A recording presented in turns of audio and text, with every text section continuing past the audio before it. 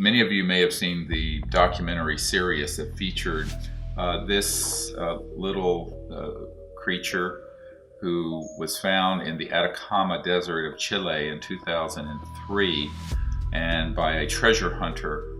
And this was then subsequently taken to Spain with no knowledge of ours. We were not involved in that. It's become a big controversy that it was taken out of Chile as an antiquity. It is estimated to have lived around 100 to 130 years ago in this remote, dry desert area that has a very harsh environment. It's very hot during the day, extremely cold at night in the winters, called the Atacama Desert.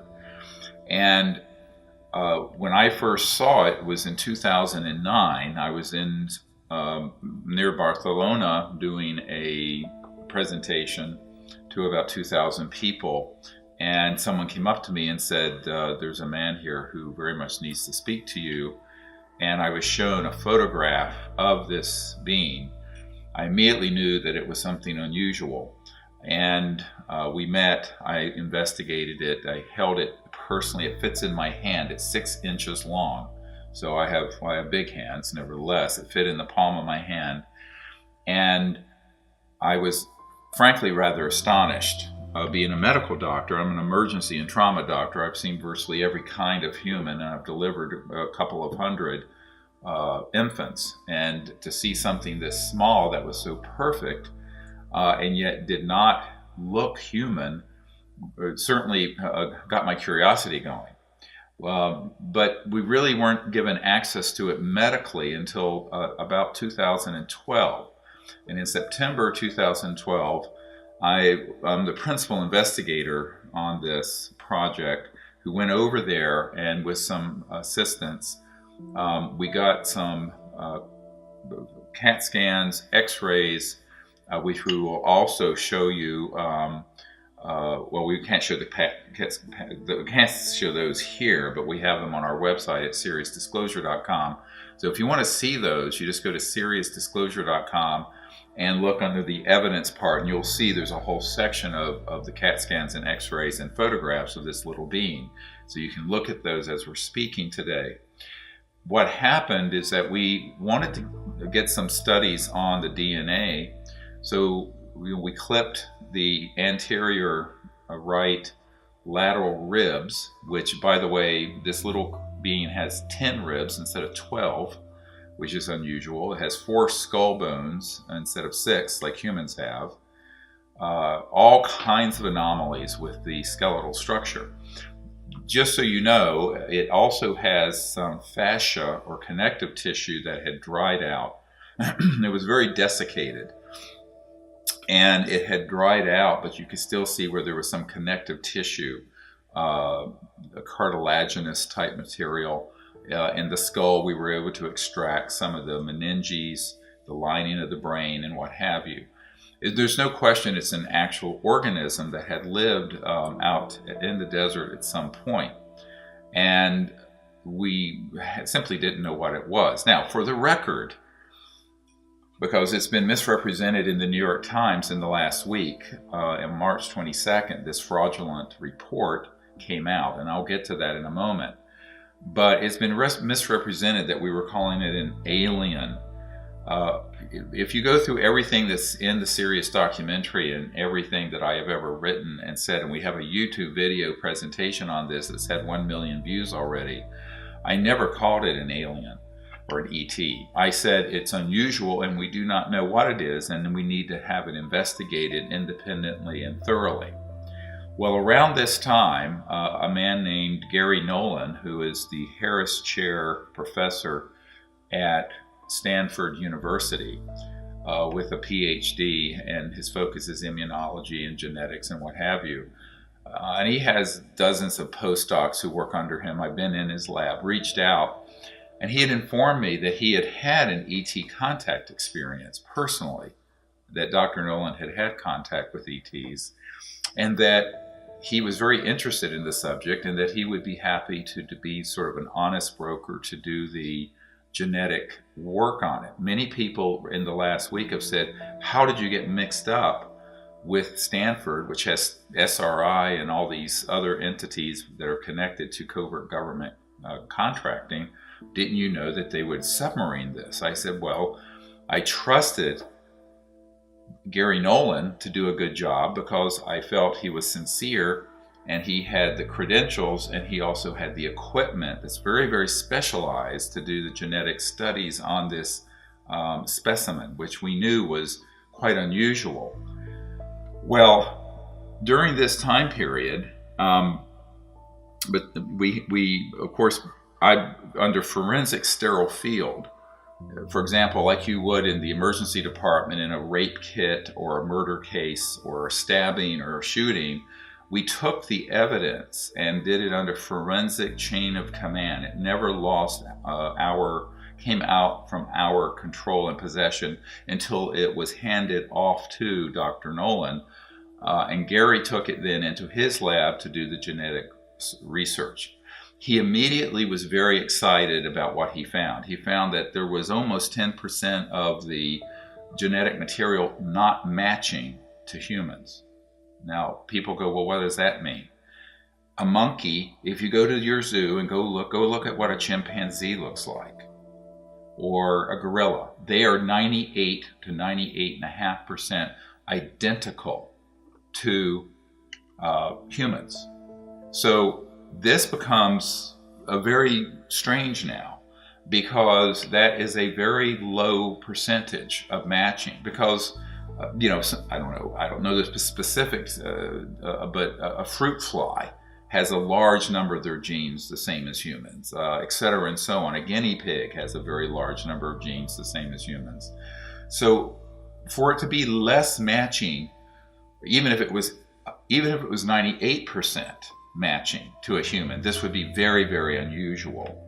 And so he said, well, this is something very anomalous. And he had shared this information with a man who has asked to remain anonymous at this time because of the academic scandal that this has become.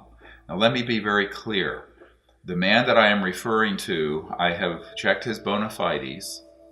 He is one of the top geneticists in the world. He was asked to actually work with Watson and Crick, who discovered the DNA molecule, at Cold Spring Harbor in Long Island. And at one point, his own PhD supervisors were Nobel Prize winners.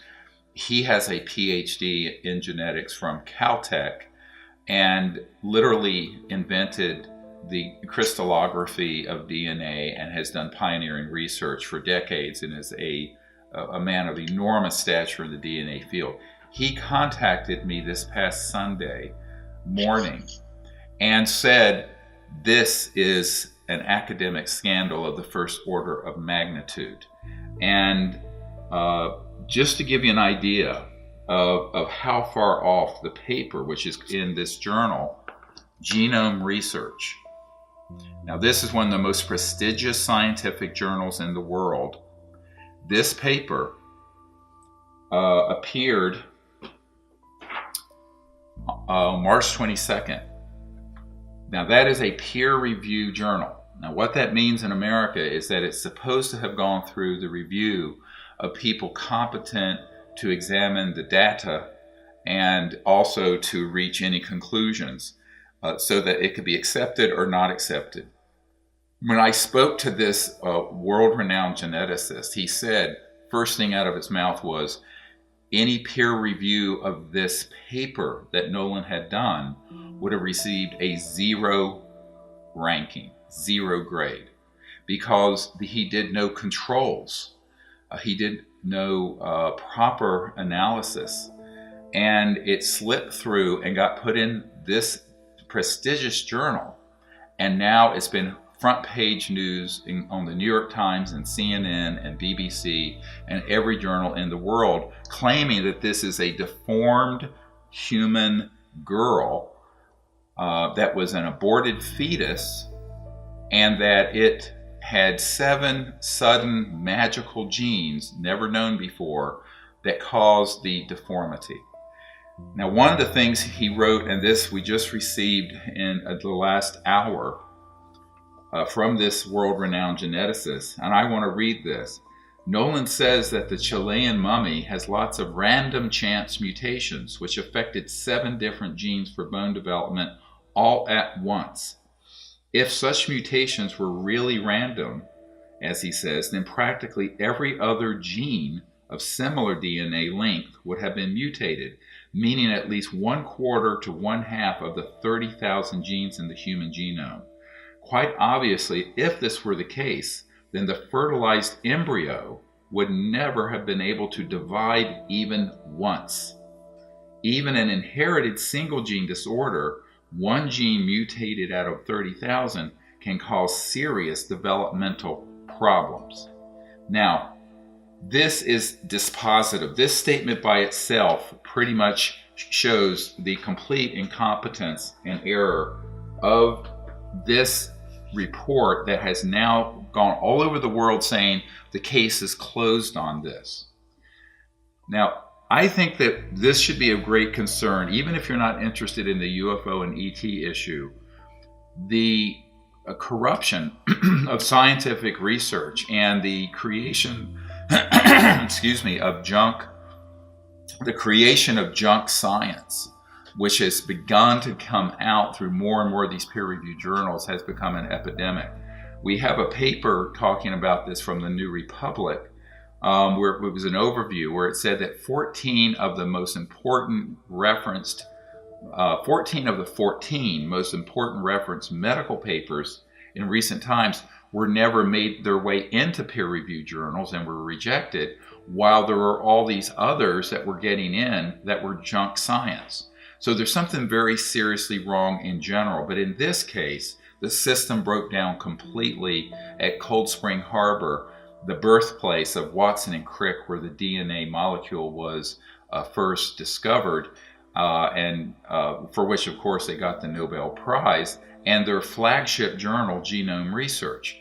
So this should be of concern to any scientist listening, and any layperson listening needs to be very worried about this. What does this mean in terms of the veracity of what we consider truth coming out of academia and scientific research?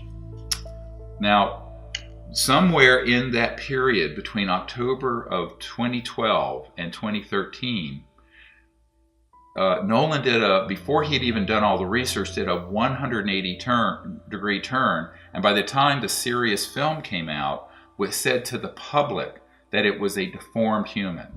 That even before he had run all the studies, he had reached his conclusion. And this, of course, caused the entire release of the film Sirius to be not covered in the mainstream media. We had interviews lined up for The View, for Fox News and others, but his statement alone pretty much terminated the release of that film Sirius, which was part of the Disclosure Project effort. And I wondered, what in the world is going on here? I knew something terrible had happened. We'll get to this in a moment.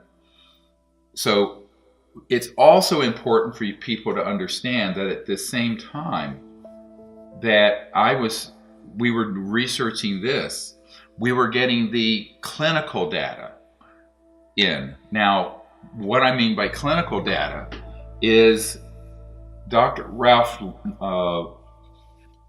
Lockman, who is a professor at Stanford, was asked to do the research on this as a medical doctor who's taking care of many of the syndromes we're talking about. And Dr. Lockman's report, which is also on the website, I'm not seeming to be able to find it here where I thought it might be, but his report very clearly stated that this was a 6 to 8 year old child. Now, what does that mean? It means a 6 to 8 year old child that's 6 inches tall. Let me repeat this. And had been up walking around. anthropologists in Europe, where there was some remaining tissue on the foot and heel, had said that this was also some sort of creature that had been up and walking around. Then we find in this report from Gary Nolan that they're saying that it was a fetus that was aborted that never touched the earth and was never up and around. So the report in the journal shows that this is, and I want to show an x-ray, a picture of me holding up this creature. That's me holding up, and you can see the density of the bones. It's so tiny that the whole being can be in what would normally be just a small view of one bone. And he also noted that all the different abnormalities, the fact that it had 4 skull bones instead of 6, the fact that it had only 10 ribs instead of 12, and yet it was a perfectly symmetrical being. It was not deformed. It was not like you would, if you go and Google, dysplasias of the bone and deformations of the bone, it was perfectly symmetrical. And so what we began to realize is that this was a global situation. Global meaning the entire being was different from a human. And in his report, which I have here, and you can see his signature, I don't know if you can see all of it, and I don't expect you to be able to read it, but what he says very clearly, it has 10 ribs, it's 6 to 8 years of age, and that it is a genuine specimen. In other words, this is not a hoax or a model or something like that. So now this begins to be more and more worrisome. The information began to pour in clinically from around the world about other creatures like this. And I shared with Nolan that there was one found in Russia. That's why I wanted to do this on your show. And the Russian creature was, look at the back of the head of this one, was 1996. And it looked very much the same in terms of its skeletal structure. Here's one that shows the top of the head, almost like a helmet-like structure that you can see. And even to the point that one part overlaps another and comes to a little twist or a point. And this was noted to be so similar to the Atacama humanoid that we got the genetics on. Now, the story behind this one was not only given to Gary Nolan, one of his PhD or postdoc students found all the evidence on the internet for it and remarked about how much it looked the same. And we have that correspondence from Dr. Nolan to them. So one of the things you need to understand about this, it says that the Russian one was eventually taken by the FSB. We need help in Russia relocating this, which had been the KGB. But prior to that, it was found, had 3 genetic studies that were done that showed that it did not have human genetics. However, it was later done by a state lab that declared it was a female human fetus. The same cover story as you see in the Gary Nolan report that's in the Human Genome. It's very curious. When I read this the other day, I thought, how strange that it started out the same way and it ended up the same way. It started out that people were doing real research on the Russian creature and ended up being just an ordinary human that had all these deformities. Now, the story behind that is that it's an area of Russia where there are a lot of UFOs seen going in and out of the mountains.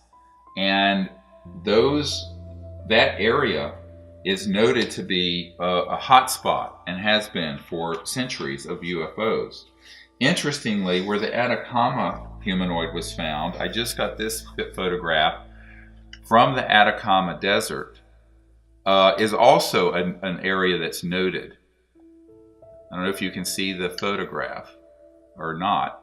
Can you see it, Carol? Yes, we can see it pretty well. And okay. Of course, you'll have links to it, but it's quite amazing. Yeah, and this is a daytime disc, classic, over the Atacama Desert. And so the native peoples of that area, of both Russia and Chile, now these are separate continents, separate hemispheres, have seen these UFOs and have seen these small creatures, which apparently are just a little over a foot tall when they're fully developed. The specimen that we call the Atacama one, was apparently only a child of 6 to 8 years, or the equivalent in human years of 6 to 8 years. Look again at the skull and the overlapping bone of the one in Russia. And then you go back and you look at the skull structure, if you're on our website, of the one that we have from the Atacama Desert. There's a remarkable, and they both have 4 skull bones, whereas humans have 6. Now, Dr. Nolan had stated emphatically, if there were 2 of these anywhere in the world, it would rule out a spontaneous mutation of a human fetus. That there's no way that you're going to have 2 of these that are 1 in a quadrillion chance. And yet he was given all of this clinical data and still came up with a genetic report that has been accepted by this peer-reviewed journal that says the case is closed. It's a deformed human Chilean girl that was a fetus. Well, this geneticist who has been doing this work with us has, and his remarks are somewhere, I will get them in a minute.